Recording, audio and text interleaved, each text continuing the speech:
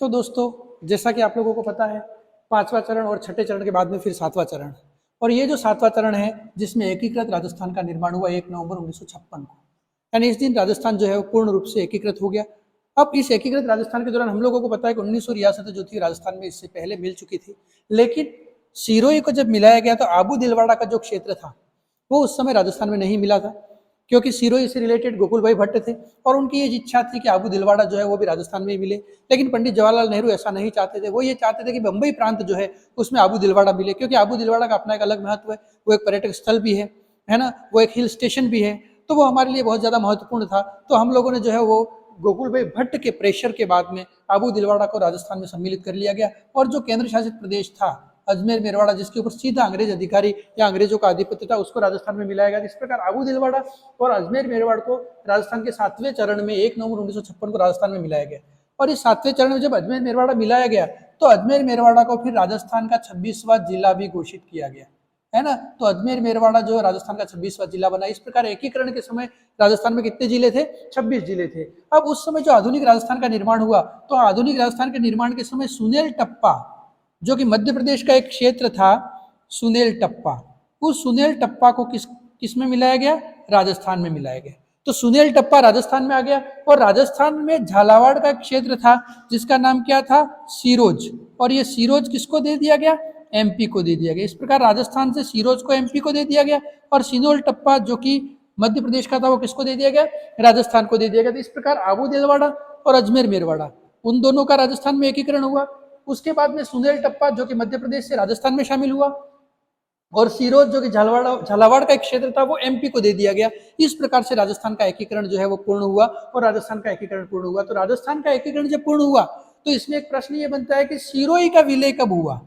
तो अपन लोग जानते हैं वैसे सिरोही का विलय जो है वो छठे चरण में हुआ था, लेकिन पूरे सिरोही का विलय नहीं हुआ था।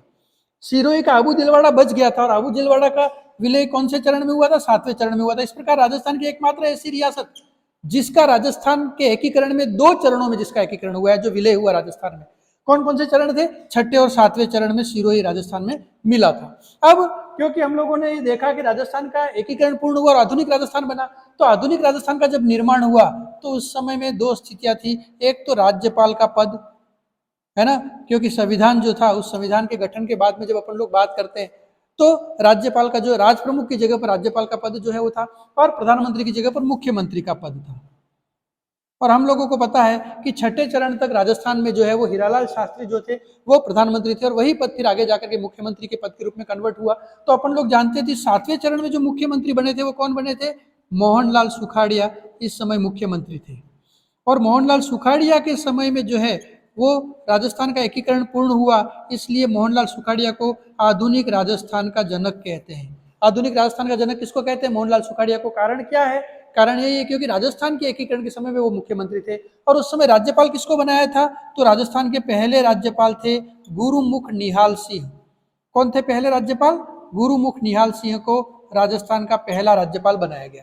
इस प्रकार से ये स्थिति थी। अब उसके बाद में जब अपन लोग देखते हैं तो अजमेर मेरवाड़ा का जो क्षेत्र था वहां पर सीधे एक अंग्रेज अधिकारी बैठता था, और उस अंग्रेज अधिकारी को क्या नाम दिया गया था? पद नाम एजीजी। एजीजी का मतलब होता है एजेंट टू गवर्नर जनरल।